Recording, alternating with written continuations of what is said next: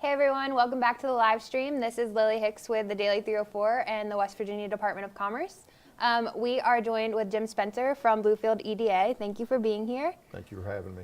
If you could just introduce yourself and tell us a little bit about what you do day to day, that would be great. Sure. I'm a retired county administrator in Virginia and was courted by the City of Bluefield Mayor Tom Cole to come and create an economic development department actually 8 years ago today, or yesterday. And so we have basically taken a three-pronged approach: help existing business, attract new businesses, and cultivate entrepreneurship and innovation. We've had success in all three. Awesome. Well, happy work anniversary, a day late. Could you tell us kind of what your favorite part about working in and around West Virginia is? The bulk of my family is from Monroe County. So, I grew up and going to Pipestem State Park, and I love the state parks in West Virginia. My sister and brother-in-law live in Taze Valley, and so West Virginia, this was like a homecoming for me when I got to come back and work in West Virginia.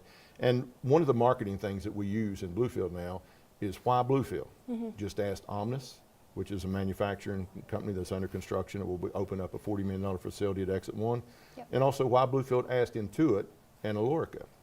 And you could say the same for the state of West Virginia. Why West Virginia? Well, you could ask Nucor and all the others that have shown that West Virginia is the place to be. And so I've listened to some of the sessions here about marketing the state and things like that.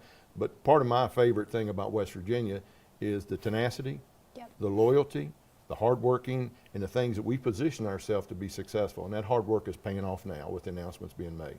Definitely, I agree. So you mentioned a few businesses in Bluefield.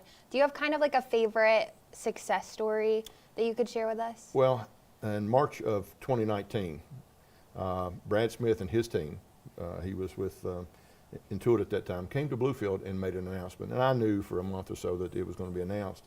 But that announcement that they were going to put a prosperity hub in Bluefield. They want to partner with us on some of the educational programs we're doing for entrepreneurship. It sort of gave hope to the community that we can do this. You see, when I first came to Bluefield, I brought my Letterman's jacket from high school to a meeting, and I put it on. And at the time, I weigh about 270, and I played ball at about 195 pounds, and the sleeves were up high, and it looked like I had my kids' clothes on. Long story short, I went through that I'll never be that athlete again. Doesn't mean I'm not valuable to society, but I'll never be that athlete, and Bluefield will never be what it used to be.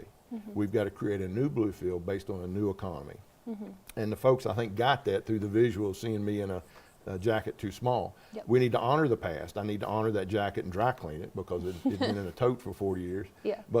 And we started that day trying to create a new Bluefield. And we've done things like a mixed-use incubator focusing on manufacturing and the Intuit announcement. And then now Omnis is going to create 210 plus jobs. Their starting pay is $30 an hour. Wow. That's a game changer for our area. And so now there'll be disposable income that can benefit other businesses and things like that. And we're not done. We still have more plans for projects that we want to unveil later this summer. And success begets success. So we want to continue to build on that. And we work very closely with Mike and the folks with the Department of Commerce and excellent. And all their folks. The team is very responsive. They do a great job. Matter of fact, we're talking with some other companies outside the area to try to bring them in. And so they are a tremendous asset to the different counties and regions throughout the state.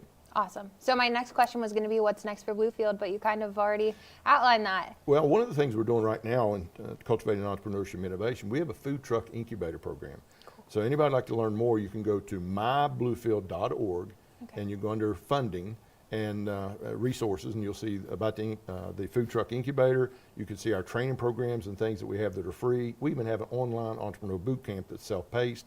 There's cool. Exams. We had a graduation last week on the 12th that Congresswoman Carol Miller came in for the announcement.